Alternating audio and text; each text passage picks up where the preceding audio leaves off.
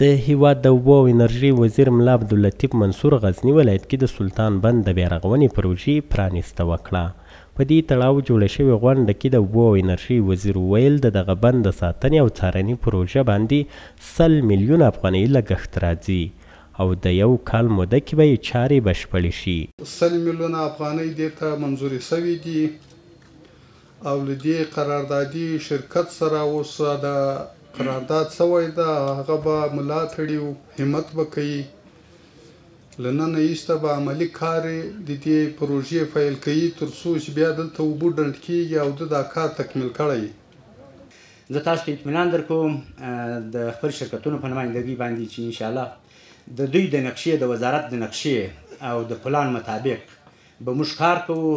هیڅ نوع تخطي به انشاءالله په دې کار کې نه کوو. تاسو ټول ته اطمینان درکوم.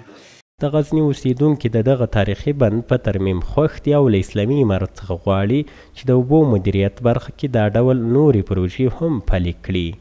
امارات په دغه برخه کې دغه بندونو همداسې نورو پروژو په برخه کې همداسې نور پرمختګونه وکړو، نوي بندونه جوړ کړو. کوم بندونه چې خراب شوي دي هغه بیا ورغوي.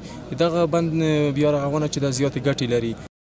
سلطان بند په غزني ولایت کې د کرنې برخه کې یو مهم بند ګڼل کیږي چې د غزنوي واکمنو په دوره کې په خامه شکل رغول شوی و او څه باندې 100 کاله وړاندې د امیر حبیب الله خان په واکمنۍ کې په پاخه او اساسي شکل له سره ورغول شو چې په 1404 لمریز کال کې د سیلابي اوبو له امله په نسبي ډول تخریب شو.